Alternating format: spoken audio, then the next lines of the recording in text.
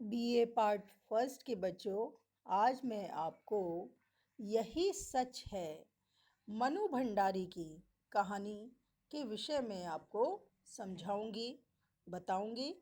तो आप इस पर जो भी मैं आपको विश्लेषण कर रही हूँ उसको ध्यान से सुनिएगा और समझने का प्रयास कीजिएगा। ये आपके लिए बहुत आवश्यक है। यही सच है कहानी।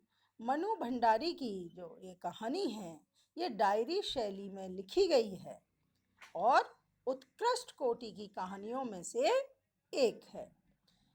इसके कथ्य के विषय में हम देखते हैं तो पाते हैं कि यह कथ्य और अभिव्यक्ति दोनों ही दृष्टियों से प्रभाव उत्पन्न करने में सक्षम है, प्रभावशाली है। इसमें प्रेम की त्रिकोणात्मक स्थिति को आधुनिक नारी और सामाजिक परिस्थितियों के परिप्रेक्ष्य में सर्वथा नए दृष्टिकोण से प्रस्तुत किया गया है, नवीनता के साथ दिया गया है। जो मनु भंडारी हैं, उन्होंने हिंदी कथा साहित्य में नवीनता का मार्ग प्रशस्त किया। इनकी कहानियाँ आम और सामान्य जनजीवन के अभावों, पीड़ा, आंतरिक घुटन, नारी के दो प्रेम संबंधों के बीच ऊहापोह को दर्शाती है। ऊहापोह उलझन जो है, उसके जो दुविधाएं हैं उसको दिखाती है। प्रेम एक अनुभूति एवं अनुभव के आधार पर ही सच है, बाकी सब मिथ्या है। इसी स्वरूप को दृष्टिगत कर यही सच है कहानी की रचना हुई है। यही सच है मन्नू भंडारी की कहानी नारी पुरुष संबंधों के एक बिल्कुल भिन्न रूप को उजागर करती है। इसमें प्रेम की सनातन और निरपेक्ष सत्ता के स्थान पर जो परिस्थिति है, परिवेश है, जो स्थिति है परिवेशगत, उसका उद्घाटन हुआ है। आगे इसी में देखिए कि कहानी की जो नायिका है दीपा का प्रेम विषमताओं की स्थिति में बदलते परिवेश की विडंबनाओं में अपना स्वरूप बदलता रहता है। नफरत प्रेम में परिवर्तित हो जाती है। निशीथ के प्रति जो उसका नफरत प्रेम में और संजय के प्रति जो उसका प्रेम है वो कृतज्ञता तक ही सीमित होने लगता है। ये इसमें परिस्थिति के साथ ही उसका प्रेम जो है परिवर्तित होता है और इसी ऊहापोह में वो रहती है कि निशीथ का जो व्यवहार है, निशीथ का जो प्रेम है वो उसके लिए ठीक है या संजय के प्रति जो उसका प्रेम है वो ही वास्तविक प्रेम है। दीपा अपने वर्तमान प्रेमी संजय के साथ कानपुर में रहती है। निशीथ उसका पूर्व प्रेमी रहा है जो उससे संबंध तोड़कर कलकत्ता चला जाता है। दीपा कभी कभी अपने अतीत को दोहराते हुए सोचती है कि 18 वर्ष की आयु, कब 18 वर्ष की आयु में किया हुआ प्यार भी कोई प्यार होता है? भला निरा बचपन होता है, महज पागलपन। उसमें आवेश रहता है पर स्थायित्व नहीं, गति रहती है पर गहराई नहीं। जिस वेग से आरंभ होता है जरा सा झटका लगने पर उसी वेग से टूट जाता है। जैसे बच्चे आपस में झगड़ते हैं, हाल रूठते हैं, हाल मान जाते हैं, तुरंत ही वो जो है उनके भाव बदल जाते हैं। तो वह विचार करती है कि उसका प्रेम भी, ये जो बचपन का प्रेम है ये भी ऐसा ही है जैसे बच्चों का खेल। आगे वो कहती है कि दीपा निशीथ की जो बेवफाई है उससे अपमानित भी महसूस करती है।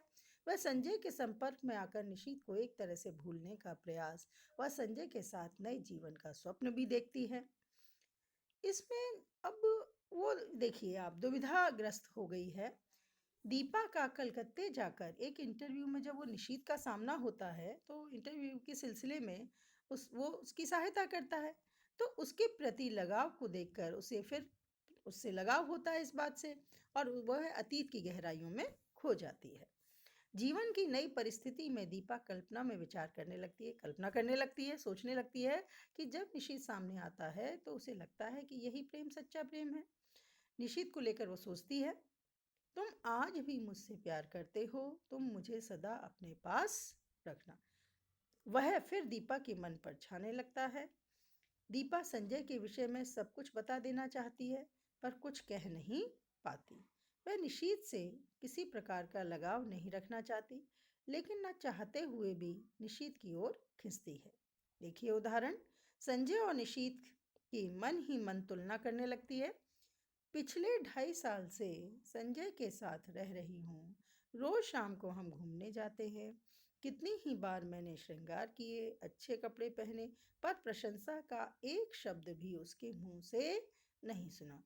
इशित जो है वो सोचती है कि मैं संजय जो है उसके साथ रह रही हूँ, किंतु उसने कभी वो तैयार भी हुई, कभी उसकी प्रशंसा नहीं की या उसकी तारीफ नहीं की उसके विषय में। तो इसका मतलब है कि वो मुझ पर ध्यान नहीं देता, ऐसा वो सोचती है। जब निशीथ 9 बजे फिर पुनः तुलना करती है तो निशीथ की तरफ उसका ध्यान जाता है कि जब निशीथ 9 बजे का समय देकर 8:45 ही आ जाता है, तो वह सोचती है कि संजय होता तो 11 से पहले नहीं पहुंचता। समय पर पहुंचना तो वह जानता ही नहीं। इस प्रकार दीपा संजय और निशीथ के बीच में ही चक्कर काटती रहती है, उसकी मन स्थिति डांवाडोल रहती है। अब इसी में आगे देखिए, कलकत्ता में पुनः निशीथ से मिलने पर दीपा को लगता है कि निशीथ का प्यार ही सच्चा है, वास्तविक है। संजय के प्रति उसके भाव प्रीतम नहीं पूरकता के हैं, ऐसा सोचती है। तो वो उदाहरण देखिए, प्रथम प्रेम ही सच्चा प्रेम होता है, बाद में किया प्रेम अपने को भूलने का भरमाने का प्रयास मात्र होता है। कानपुर से लौटने पर जब वह अपने मस्तक पर संजय के अधरों का स्पर्श महसूस करती है, तब उसे लगता है कि यह स्पर्श, यह सुख, यह क्षण ही सत्य है। वह सब झूठ था, मिथ्या था, भ्रम था। अब ये ऊहापोह की जो उसकी स्थिति है वो निरंतर कहानी में इसी तरह से बनी रहती है। इस प्रकार इस कहानी में दीपा के मन का द्वंद्व ही प्रमुख है, जो अलग अलग क्षणों में निशीथ और संजय दोनों को ही सच के अतिरिक्त कुछ और मानने से इनकार कर देता है। दीपा के प्रेम के साथ आर्थिक सुरक्षा, स्वार्थ व वासना और अस्तित्व बोध के प्रश्न दृष्टिगोचर होते हैं, दिखाई देते हैं। दीपा के सामने जो भी आता है, संजय या निशीथ, वही एकमात्र उसे सच लगता है। इस प्रकार दीपा अतीत और भविष्य से कटकर पूरी तरह वर्तमान को समर्पित है। वो आज देख रही है, आज की ओर देख रही है।